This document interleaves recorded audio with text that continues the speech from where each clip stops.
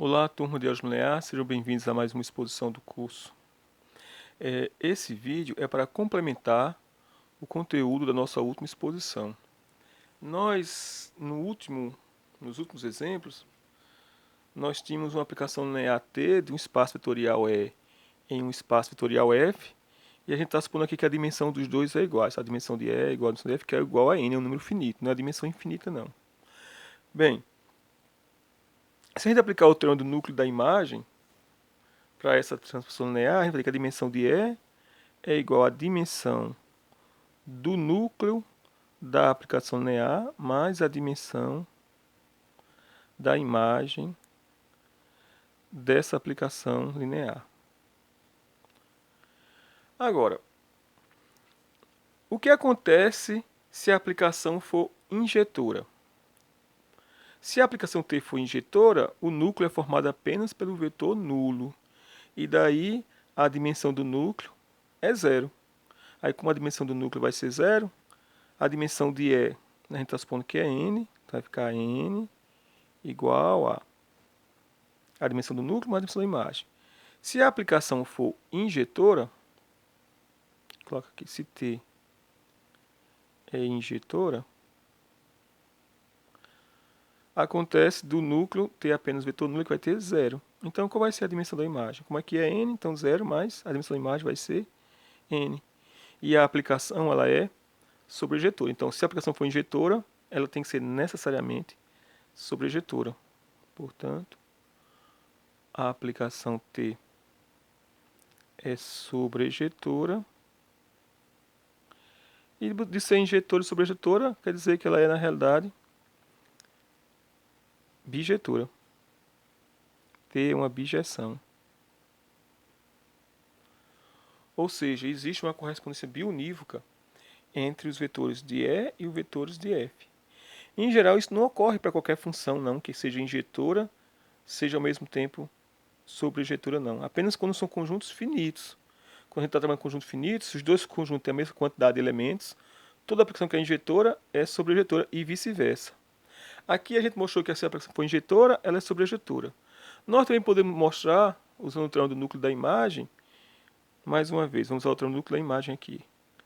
A gente está supondo que a dimensão do espaço é N, aí vai ser igual à dimensão do núcleo mais a dimensão da imagem. Vamos supor agora que a aplicação T ela é sobrejetora. Se ela for sobrejetora, quer dizer que a imagem coincide com o contradomínio. Ou seja, aqui onde tem pelo teorema do núcleo da imagem, onde tem a dimensão da imagem de T, vai ser exatamente a dimensão do contradomínio todo, que é F. Quem está supondo que é N, então vai ficar um N aqui. Então, qual vai ser a dimensão do núcleo? Tem que ser zero, né? Para dar zero igual a N igual a zero mais N. Então, se a aplicação for sobrejetora, ela é também injetora.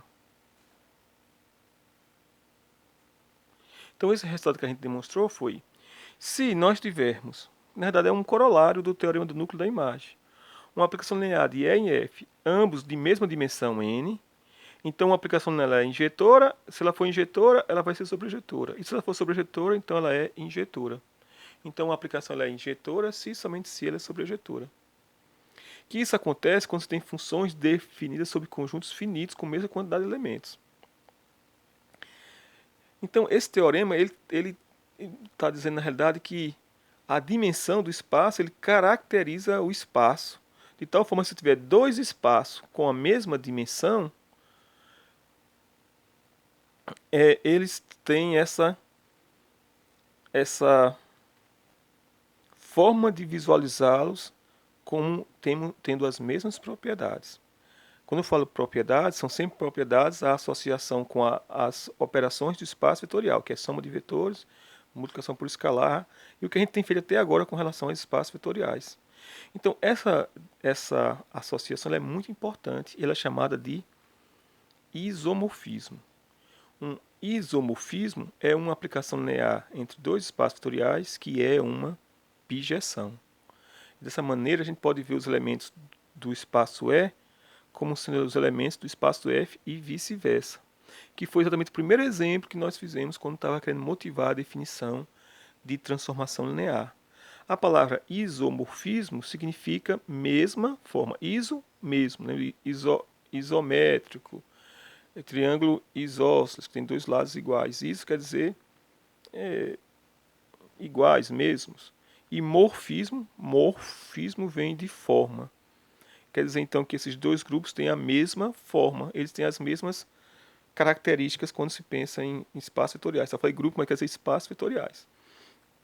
Então, de uma forma que você pode falar para a sua namorada, para os seus pais, o que a gente está estudando aqui são conjuntos que aparentemente são bem diferentes, que é no caso, por exemplo, o conjunto dos polinômios de grau no máximo 2, como a gente viu, e o R3, mas que do ponto de vista de estrutura algébrica de espaço vetorial, eles são os mesmos. Então isso aqui é um isomorfismo. Tá? Um isomorfismo é uma transformação linear que é bijetora. Deixa eu escrever isso aqui, que é importante. Então, uma aplicação linear T de um espaço vetorial E em um espaço vetorial F é um isomorfismo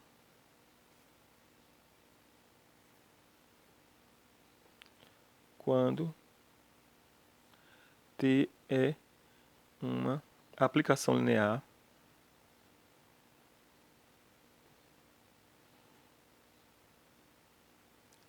bijetora. Isso é um isomorfismo. E o que a gente acabou de demonstrar agora foi que se tiver dois espaços vetoriais de mesma dimensão, eles são isomorfos. Foi isso que a gente acabou de demonstrar nesse exemplo.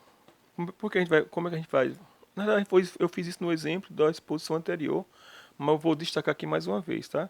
Se eu tenho uma aplicação linear T de um espaço vetorial E em um espaço vetorial F, e ambos têm a mesma dimensão, finita, tá? A dimensão de E é igual à dimensão de F, que é igual a N. Na exposição anterior, a gente disse que você pode associar, pode, pode associar esses dois espaços a transformação linear que pega uma base do espaço E e leva na base do espaço F. Ou seja, digamos que uma base para E seja formada pelos vetores V1, V2, Vn, a dimensão aqui de E é N, e uma base para o espaço F seja os vetores U1, U2, UN. Então, aquela aplicação linear que associa a U1, V1, a V1, U1, a V2, U2 e a Vn, UN, ou seja, cada um deles, a gente viu que existe uma única transformação linear que tem essas características nas nossas exposições anteriores. E essa aplicação aqui ela é linear.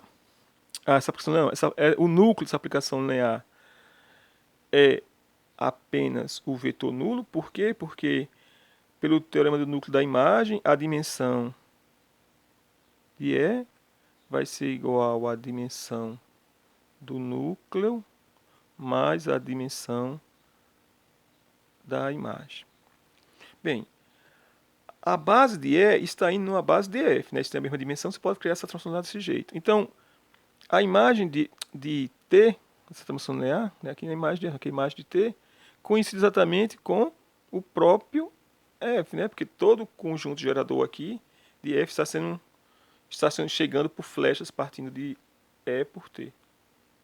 Então, a dimensão da imagem é exatamente igual a N. A dimensão de E também é igual a N. Portanto, a dimensão do núcleo tem que ser igual a zero. E a aplicação ela é injetora. Ela também é sobrejetora, da forma que a gente definiu. Então, ela é uma bijeção.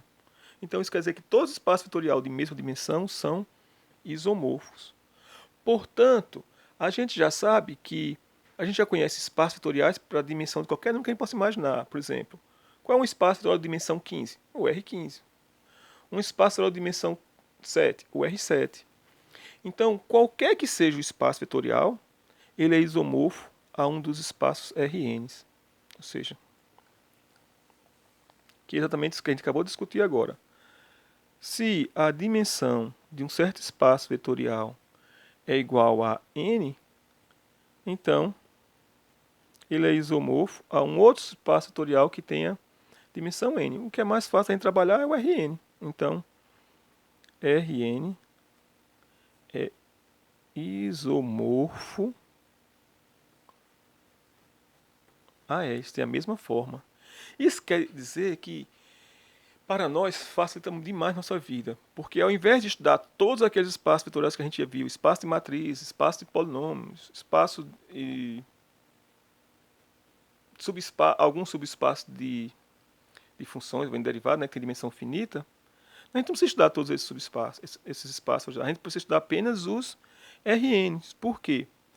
Porque, por exemplo, a gente viu nos exemplos anteriores que o P2 ele é isomorfo. Vamos usar esse símbolo para isomorfismo, tá? Ele é isomorfo ao R3. Esse é dimensão 3, esse é dimensão 3. Então, ao invés de resolver um problema dentro desse conjunto aqui que é mais complicado, eu posso resolver o problema dentro desse. E depois de terminar de resolver esse problema, eu volto para, através dessa abjeção, para decidir sobre o problema nesse conjunto aqui. Que foi exatamente o primeiro exemplo que a gente fez, que era para demonstrar que um certo conjunto era LI, que aqui era mais difícil, mas olhando para aqui dentro do R3 era muito mais fácil. Pronto, pessoal, então com esse assunto, né, com essa última exposição, nós vamos encerrar o assunto da avaliação. Esse assunto de isomorfismo ele é muito importante do ponto de vista matemática. Isso que a gente vai fazer aqui, vocês também vão fazer, por exemplo, em grupos, em anéis, que são estruturas aparentemente diferentes, mas que no final das contas é a mesma coisa, como é esse caso, tá? Quando eu falar a mesma coisa, considerando apenas as operações dentro do espaço vetorial, que é a adição de vetores, multiplicação por escalar, procurar base, dimensão, verificar LI, LD, todos esses problemas que a gente estudou até agora, sobre esse espaço P2, pode ser feito sobre o espaço R3, depois volta para ele, como a gente fez no primeiro exemplo. Então, muito obrigado por terem assistido e até a próxima exposição.